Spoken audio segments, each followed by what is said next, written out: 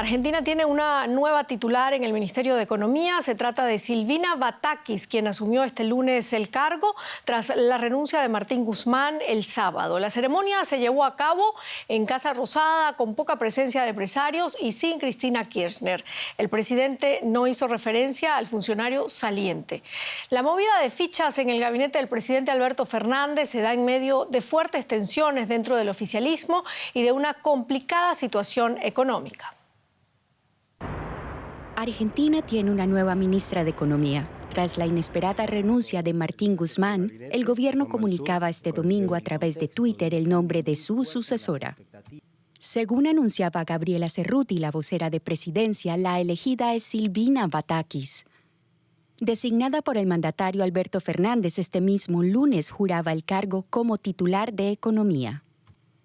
Silvina Batakis se desempeñaba hasta ahora como secretaria de Provincias del Ministerio del Interior, puesto que asumió en diciembre de 2019 cuando Alberto Fernández llegó al poder.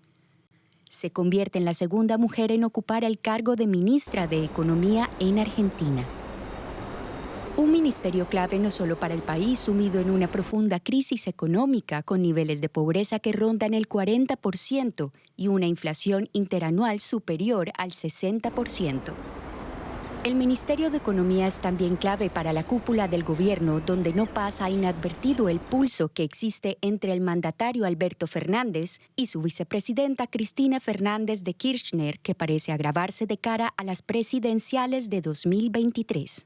Desde filas cercanas a la vicepresidenta se exigía la salida de Martín Guzmán, quien pertenece al núcleo del presidente Fernández y quien era blanco de fuertes críticas por su gestión en torno al acuerdo firmado con el Fondo Monetario Internacional.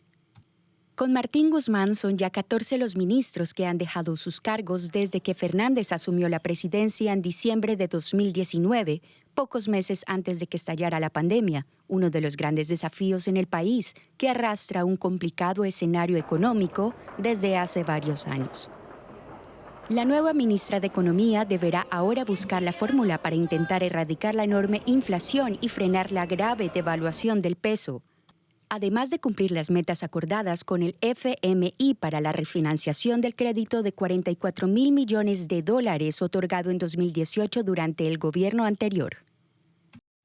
Y seguimos ahora hablando del tema en la economía con Juliana González. Así es, Silvia, gracias. Y es que ya tenemos las primeras reacciones al nombramiento de la nueva ministra de Economía, Silvina Batakis, en Argentina, y estas fueron adversas.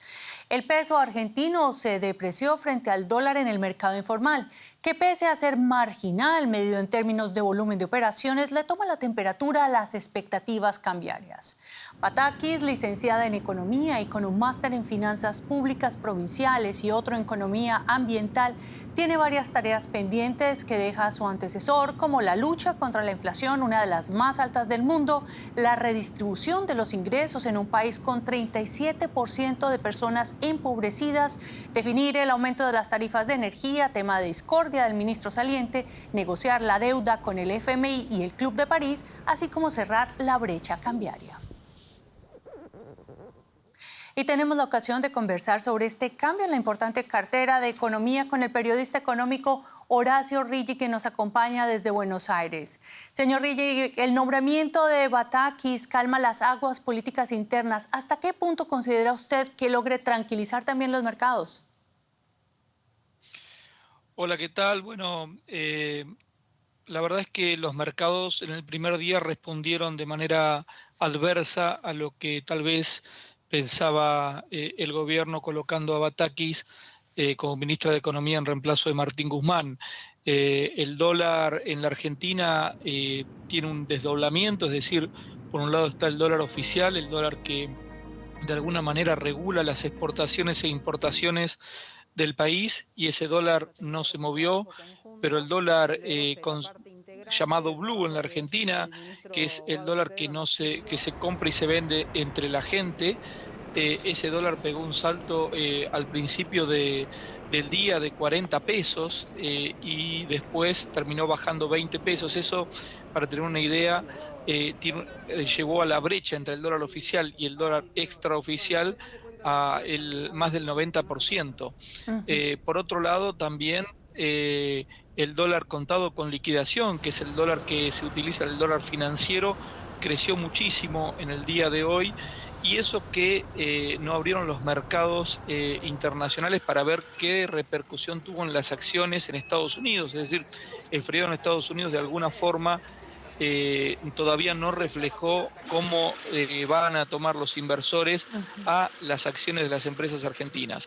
Sí, los bonos cayeron también, y esto obviamente elevó el riesgo país. Señor Rigi, a propósito de lo que usted mencionaba sobre esa brecha cambiaria, ¿qué se puede esperar de la nueva ministra en este campo?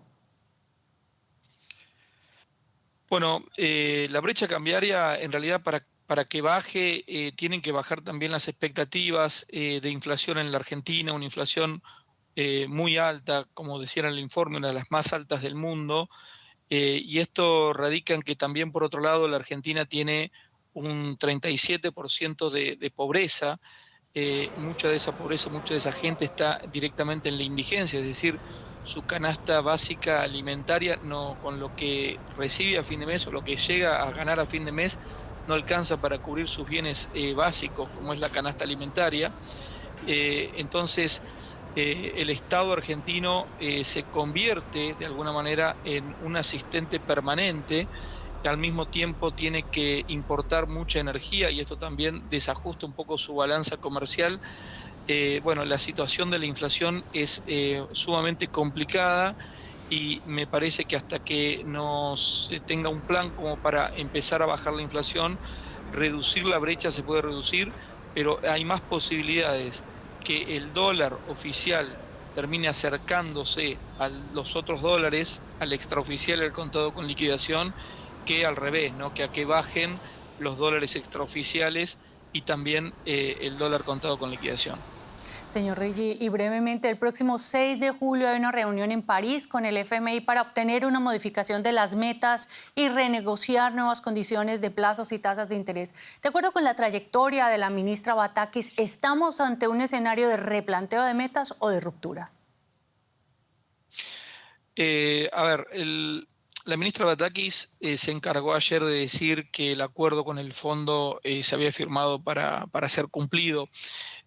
Una cosa es hacer una segunda renegociación o ver cómo están las metas en un mundo de guerra y de pandemia, y otra cosa es decir romper con el Fondo Monetario Internacional, que es decir no pagar, entrar en default. Eso no creo que suceda. Tal vez la otra situación, es decir, tratar de renegociar algún tipo de meta, sí, a lo mejor es la intención del gobierno argentino. Todavía no lo aclaró la nueva ministra de Economía. Lo cierto es que una de las críticas que se le hicieron al ministro saliente, a Martín Guzmán, fue que el acuerdo con el fondo no era el que el gobierno o una parte del gobierno hubiese deseado tener. Lo cierto es que Martín Guzmán cerró el acuerdo con los acreedores externos, con los acreedores privados, también con el Fondo Monetario Internacional. Así todo igual se tuvo que ir del ministerio. Grandes desafíos le espera a la ministra. Muchas gracias, señor Horacio Rigi, por estos análisis desde Argentina. Muchas gracias a ustedes. Adiós.